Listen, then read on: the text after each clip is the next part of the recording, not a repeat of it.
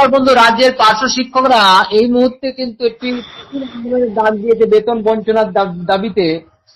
আগামী 7-8-9 তারিখ তারা ক্লাসে কর্মবিরতির ডাক, যেখানে শিক্ষকের ঘাটতি, অথচ এই পার্শ্ব শিক্ষকদের জীবনে কোন রকমই কিন্তু উন্নয়ন হয়নি।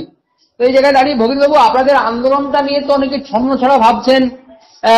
এই যে আপনারা ডাক দিয়েছেন, এটা কি সমস্ত পার্শ্ব শিক্ষকদের কাছ থেকে ছাড়া পাচ্ছেন আপনি?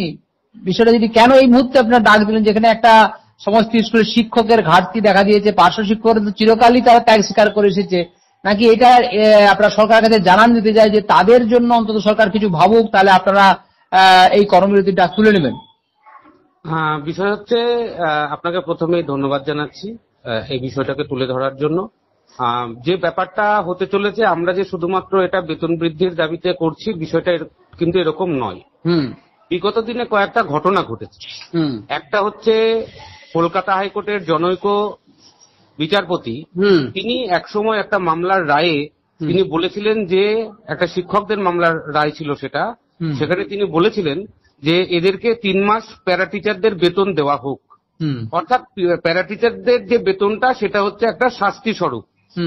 মানে সেটা শাস্তি, যেমন 10 বছরের সশ্রম কারাদণ্ড হয়, 5 বছরের কারাদণ্ড হয়, ফাঁসি হয়। অতএব প্যারা টিচাররা যে বেতনটা পায় সেটা কিন্তু একটা শাস্তি। অতএব আমরা দীর্ঘ 20 বছর ধরে এই শাস্তির বেতন পাচ্ছি, তার বিরুদ্ধে। আর একটা হচ্ছে, বিধানসভায় দাঁড়িয়ে মাননীয় শিক্ষামন্ত্রী তিনি বলছেন যে পার্শ্ব শিক্ষকরা এবং সহকারী শিক্ষকরা এক নয়, অতএব তারা সমমর্যাদা সমবেতন পাওয়ার যোগ্য নয়। অথচ স্কুলের জুতো সেলাই থেকে চণ্ডীপাঠ সমস্তটাই আমরা করি। একজন সহকারী শিক্ষক আমার সহকর্মী, তার সঙ্গে আমার কোনো বিরোধ নেই বা আমাদের কোনো বিরোধ নেই। তিনি যেই কাজগুলো করেন আমরা সেই কাজগুলো করি। তো সেখানে দাঁড়িয়ে এই যে কুরুচিকর মন্তব্য তিনি করেছেন, তার প্রতিবাদে আমরা কিন্তু এই কর্মসূচি নিয়েছি। এবং এই বিষয়ে যতক্ষণ না মুখ্যমন্ত্রী হস্তক্ষেপ করবেন, ততক্ষণ পর্যন্ত কিন্তু আমাদের এই স্কুল বয়কট চলবে। আপাতত আপনারা দেখছেন 3 দিনের জন্য আমরা ঘোষণা করেছি, কিন্তু আবার পরবর্তীতেও কিন্তু আমাদের পরিকল্পনা রেডি আছে। আমরা ঠিক সময় মতো সেটা ঘোষণা করব এবং এই কর্মবিরতি সহ একাধিক আন্দোলন কর্মসূচি কিন্তু পার্শ্ব শিক্ষক ঐক্যমঞ্চের নেতৃত্বে সারা রাজ্যের পার্শ্ব শিক্ষকরা সংযুক্তভাবে করবে আগামী দিনে। আপনারা এটা কর্মবিরতির ডাক যে দিয়েছেন, সেটা কি গভর্নমেন্টের কাছে খবর আপনারা পৌঁছেছেন, মানে লিখিতভাবে জানিয়েছেন যে আপনারা কর্মবিরতি করতে চাইছেন এই দাবিতে, বা এই বিকাশ ভবনের আধিকারিকদের কাছে কি আপনারা জানিয়েছেন? বিষয় হচ্ছে, পার্শ্ব শিক্ষক ঐক্যমঞ্চ যখনই কোনো কর্মসূচি নেয়, সেটা আপনারা জানেন যে একদম ক্লিয়ার কাট আমরা কথা বলি, আমরা ক্লিয়ার কাট কর্মসূচি নিই।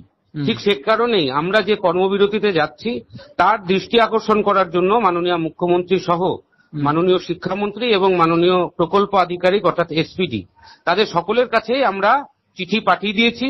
এবং অবিলম্বে যদি এর বিহিত ব্যবস্থা না হয়, যদি না আমাদের সম্মানজনক ভাতা বৃদ্ধি, যেটা আমাদের 1-3-2024 অনুযায়ী যেটা আমাদের মূল দাবি, যেটা অনেকেই পেয়েছে, আজকে পার্শ্ব শিক্ষকরা অর্থনৈতিক দিক থেকে নয়, সমাজের কাছে সামাজিকভাবে পিছিয়ে পড়েছে। ফলে শিক্ষা ব্যবস্থা একটা বেহাল জায়গায় আস্তে আস্তে পৌঁছে যাচ্ছে। সেটাকে স্মরণ করিয়ে দেওয়ার জন্যই আমরা এই কর্মসূচি দিয়েছি। আশা রাখবো মাননীয় মুখ্যমন্ত্রী তিনি চিঠি আজকের মধ্যে পেয়ে যাবেন এবং শিক্ষামন্ত্রী সহ এসপিডি, এবং তারা অবিলম্বে পার্শ্ব শিক্ষকদের বিষয়টা নিয়ে ভাববেন এবং তিনি যে প্রতিশ্রুতি দিয়েছিলেন সেটা মনে পড়বেন এবং পার্শ্ব শিক্ষকদের যাতে এই কর্মসূচিতে না যেতে হয় তার জন্য যথাযোগ্য পদক্ষেপ তিনি নেবেন, এই আশা আমরা রাখছি। কয়েক মাস আগে আপনাকে বলতে শোনা গেছে যে এই মুহূর্তে চরম আন্দোলনে নয়, দেখা যাক সরকার কি করছে, কিন্তু দেখা গেল যে বাজেটেও কিছু হলো না।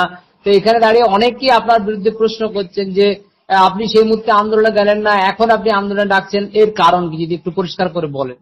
দেখুন, তখন একটা সময় ছিল, যে মুহূর্তটা ছিল হচ্ছে আন্দোলন করার মতো নয়। আমরা সেই টাইমে চেয়েছিলাম মাননীয় মুখ্যমন্ত্রীর কাছে আমরা আবেদন নিবেদনের মধ্যে দিয়েই আমরা আমাদের যে দাবি, আমাদের যে অধিকার, সেটা আমরা আদায় করে নেবো। অ্যাকচুয়ালি দেখুন, আমরা শিক্ষকরা যে এই আন্দোলন করব, লড়াই করব, এটা কিন্তু আমাদের খুব একটা শোভা পায় না।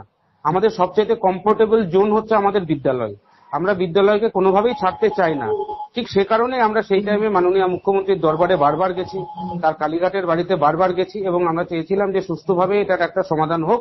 মাননীয় মুখ্যমন্ত্রী তিনি আমাদের সঙ্গে সাক্ষাতের মাধ্যমে আমাদের দাবিকে মর্যাদা দিক, এটা আমরা চেয়েছিলাম, কিন্তু সেই কাজে আমরা সম্পূর্ণ ব্যর্থ হয়েছি। আপনারা জানেন যে আমরা সরকারপন্থী সংগঠনের সঙ্গে গিয়েও, আমরা তাদেরকে সহযোগিতা করেও আমরা আমাদের যে মূল দাবি সেই দাবির ধার কাছ পর্যন্ত আমরা পৌঁছাতে পারিনি। তারা আমাদের সঙ্গে শিক্ষামন্ত্রীর পর্যন্ত দেখা করিয়ে দেওয়ার ক্ষমতা তারা দেখাতে পারেনি। ফলে আমরা দেখেছি যে এখনই সময়, সারা রাজ্যের পার্শ্ব শিক্ষকরা বলেছে এখনই সময় এবং লড়াই আন্দোলনে নামার। সে কারণে আমরা এখনই নেমেছি। এর সঙ্গে 26,000-এর চাকরি যাওয়া বা থাকা তার কোনো সম্পর্ক নেই। অতএব বন্ধু, দেখা যাচ্ছে যে ভগীরথ বাবুদের মতো নেতৃত্বরা চেষ্টা চালিয়ে গেছেন। অনেক সময় বলেন যে চরম আন্দোলনের ফলে ক্ষতি হয়েছে। ভগীরথ বাবুর মতো নেতৃত্বরা তারা মুখ্যমন্ত্রী বাড়ি পর্যন্ত পৌঁছেছেন এবং তৃণমূলপন্থী সংগঠনের নেতৃত্বে সহযোগিতার হাত বাড়িয়েছিলেন, কিন্তু কোথাতেও কিন্তু কিছু হলো না। উল্টে শিক্ষামন্ত্রী আবার বললেন পার্শ্ব শিক্ষকরা কিন্তু তারা অন্য শিক্ষকদের মতন তারা সমবেতন পাওয়ার যোগ্য নয়। এই জায়গায় দাঁড়িয়ে কিন্তু একটা কঠিন সময়, অথচ যেখানে শিক্ষা ব্যবস্থা ভেঙে পড়েছে, পার্শ্ব শিক্ষকদের উপরে হাই স্কুলগুলো কিন্তু চূড়ান্তভাবে নির্ভর করে রয়েছে। তো এখানে দাঁড়িয়ে সরকার বুঝুক যে এই ধরনের শিক্ষকদের ঘাটতিটা সত্যি কতটাই এবং এদের দায়িত্ব কতটা। এরা যদি সরে যায় তাহলে শিক্ষা ব্যবস্থা কিন্তু আরো ভেঙে পড়বে এই 48,000 পার্শ্ব শিক্ষক।